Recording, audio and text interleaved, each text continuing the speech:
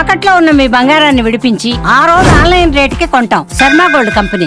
నమస్కారం, సుమన్ టీవీకి స్వాగతం. ఈ 2025 ఫిబ్రవరి మాసం గ్రహాల సంచారం ప్రకారం ఏ రాశుల వారికి ఎలాంటి ఫలితాలు వెలువడనున్నాయి, అలాగే ఎటువంటి పరిహారాన్ని పాటించుకోవాలి, ఈ అంశాలను తెలియజేసేందుకు మనతో పాటు ఉన్నారు ప్రముఖ జ్యోతిష్య రత్న జ్యోతిష్య చక్ర వైభవ నిపుణ డాక్టర్ రాళ్లపల్లి రవికుమార్ గారు. గురుగారు నమస్కారం. శరదిందు సమాకారే పరబ్రహ్మ స్వరూపిణి వాసరాపీఠ నిలయే సరస్వతి నమస్తుతే. అందరికీ నమస్కారం. ముఖ్యంగా సుమన్ టీవీ ప్రేక్షకులకి నమస్కారం. గురుగారు, ముందుగా ద్వాదశ రాశుల వారికి ఎలా ఉండబోతుందో తెలుసుకునే ముందు ఈ నవగ్రహాలు సంచారం ఎలా ఉంది, ఎలాంటి ఫలితాలను ఇస్తున్నాయో తెలియజేస్తారా? ఫిబ్రవరి 2025 మాస ఫలితాల్లో నవగ్రహాలు ద్వాదశ రాశుల్లో ఎక్కడున్నాయో ఇప్పుడు తెలుసుకుందాం. ముందుగా రవి వచ్చేసి మనకి కుంభరాశిలో ఉంటారు.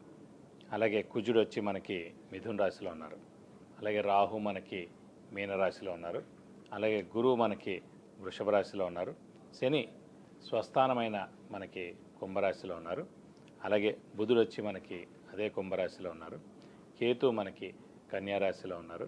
ఇంకా ఆఖరిగా శుక్రుడు మటుకు ఉచ్చస్థానంలో ఉన్నారు. శుక్రుడు కూడా ఒక 2-3 నెలల దాకా మనకి ఉచ్చస్థానంలో ఉంటారు. ముఖ్యంగా మొన్నటిదాకా మనం చెప్పుకున్నాం 27 అక్టోబర్ నుంచి ఫిబ్రవరి 21 వరకు కుజుడు నీచ స్థానంలో ఉండడం వల్లనే యాక్సిడెంట్లు జరగడం, ఈ ఫైర్ యాక్సిడెంట్స్ జరగడం, విపరీతమైన మేజర్ యాక్సిడెంట్స్ అన్ని రోడ్ల మీద కానీ అవి కానీ జరగడం, చాలామంది చనిపోవడం లాంటివన్నీ కూడా జరిగాయి. సో దేవుడి దేవల్ల ఆ కర్కాటక రాశి నుంచి కుజుడు నీచత్వం అనేది 21 జనవరితో వెళ్ళిపోయిందండి. సో ముఖ్యంగా కర్కాటక రాశి వారికి, సింహరాశి వారికి, మీన రాశి వారికి ఈ 3 రాశులకి యోగకారకుడైన కుజుడు నీచలో ఉన్నాడు కాబట్టి డబ్బు ఖర్చు, హెల్త్ ప్రాబ్లం, మాట పడటం ఇలాంటివన్నీ కూడా జరిగాయి.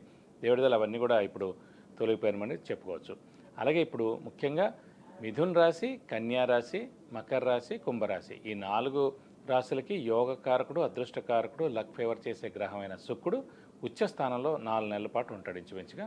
సో మనకి ఫిబ్రవరి 1 నుంచి. కాబట్టి వీళ్ళందరూ కూడా విపరీతంగా అన్ని విధాలు కూడా బాగా కలిసి వస్తుందని చెప్పుకోవచ్చు. ఇవ్వండి ద్వాదశ రాశుల్లో నవగ్రహాలు ఈ స్థానాల్లో ఉన్నాయి. గురుగారు, ఈ ఫిబ్రవరి మాసం మరి మకర రాశి వారికి ఎలా ఉండబోతుంది? ఏ గ్రహాల అనుకూలత బాగుంది వీళ్ళకి? మకర రాశి అనగానే మనకి ఉత్తరాషాఢ 2, 3, 4 పాదాలు, శ్రవణం 1, 2, 3, 4 పాదాలు, ధనిష్ట 1, 2 పాదాలు, ఈ నక్షత్రాల సమూహంతో మనకి మకర రాశిలోకి వస్తుంది. మకర రాశి వారికి ప్రస్తుతం గురుబలం పరిపూర్ణంగా ఉంది. రాహుకేతుల బలం పరిపూర్ణంగా ఉంది. ఏలినాటి శని ఇంకా 2 నెలల్లోకి వచ్చిందండి. 31 మార్చ్ తోటి వెళ్ళిపోతుంది. సో అప్పటి నుంచి అత్యద్భుతంగా ఉంటుంది. ఇవన్నిటికన్నా కూడా మనకి ఏలినాటి శని కన్నా ముందే యోగకారకుడు, అదృష్టకారకుడు, లక్ ఫేవర్ చేసే గ్రహం అయిన శుక్రుడు ఉచ్చస్థానంలో ఉన్నాడండి. మకర రాశి వారికి అదృష్టం పరిపూర్ణంగా ఉంది. దైవబలం కూడా పరిపూర్ణంగా ఉంది. రాశాధిపతి అయిన శని స్వస్థానంలో ఉన్నాడు కాబట్టి హార్డ్ వర్క్ కూడా పరిపూర్ణంగా ఉన్నట్టు. ఎప్పుడైతే హార్డ్ వర్క్ బాగుండి, అదృష్టం బాగుండి, దైవబలం బాగుందో సో అనుకున్న పనులన్నీ తప్పకుండా నెరవేరుతాయి. సో శ్రమ, కాలం, ధనం వ్యర్థం కాకుండా ఉంటుంది.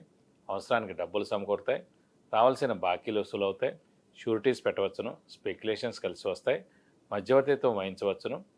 ఇంట్లో శుభకార్యాలన్నీ కూడా తప్పకుండా జరుగుతాయండి. ఇంట్లో శుభకార్యాలు ఏమనుకున్నా కూడా తప్పకుండా, వివాహం విషయం ముఖ్యంగా అనుకున్నాను అనుకోండి, అవివాహితుల వివాహం తప్పకుండా అవుతుంది. చాలా రోజుల నుంచి మీరు వివాహం విషయంలో లాస్ట్ ఇయర్ నుంచి అనుకుంటున్నారు. సో కుదిరి ఉండకపోవచ్చు, కానీ ఇప్పుడు చాలామందికి అయ్యాయి. కానీ శుక్రుడు కూడా కళత్రకారకుడు ఎవరికైనా సరే. శుక్రుడు కూడా వచ్చేలా ఉన్నాడు. గురువు చాలా బాగున్నాడు కాబట్టి ఇది కాకుండా గురువు శుక్రుడు కూడా పరివర్తన చెందారండి. గురువు రాశిలో శుక్రుడు ఉన్నాడు, శుక్రుడు రాశిలో గురువు ఉన్నారు. సో వాళ్ళిద్దరు కూడా శుభగ్రహాలు. సో వాళ్ళే వివాహానికి కారకులు కూడా అనమాట. కాబట్టి ఖచ్చితంగా 100% వివాహం అవుతుంది. మీరు లేట్ చేయకండి. సో పేరెంట్స్ కూడా కొంచెం గట్టిగా, మకర రాశి వారు ఎవరైతే ఉన్నారో మీ పిల్లల వివాహ విషయాలు మటుకు మీరు గట్టిగా ప్రయత్నిస్తే మటుకు మే లోపల అయిపోతుంది. ఇదైతే ఫిబ్రవరి మాఘమాసం కూడా కాబట్టి చాలా మంచి ముహూర్తాలు కూడా ఉంటాయి కాబట్టి ఇప్పుడే గట్టిగా ప్రయత్నిస్తే కనీసం ఎంగేజ్మెంట్ అవడం, అంటే వివాహం అవడం, అంటే కుదుర్చుకోవడం ఇలాంటివన్నీ కూడా జరిగేందుకు అవకాశాలు మీకు 100% ఉన్నాయి. అలాగే శుక్రుడు ఉచ్చులో ఉన్నందుకు ఖచ్చితంగా 2 వీలర్ కానీ 4 వీలర్ కానీ కొనేందుకు అవకాశం ఉందండి. అలాగే ఇంట్లో కొత్త వస్తువు కూడా కొంటారు. బంగారం కూడా కొనేందుకు అవకాశాలు ఉన్నాయి.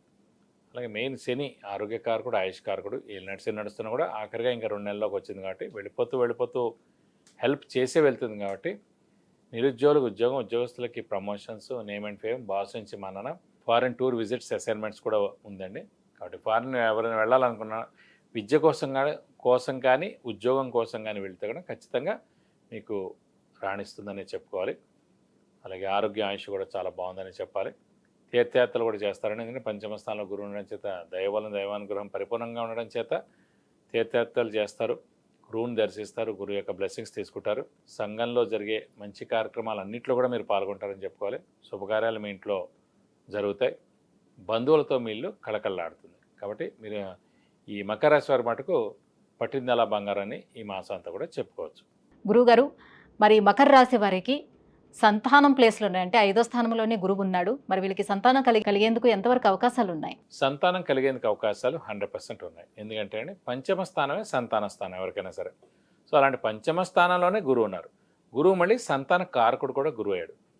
ఎవరైతే కారకుడు అయ్యాడో సంతానానికి, అదే కారకుడు సంతాన స్థానంలో ఉన్నందుకు ఖచ్చితంగా సంతానం లేని వారికి సంతానం కలిగేందుకు అవకాశాలు 100% ఉన్నాయని చెప్పుకోవాలి.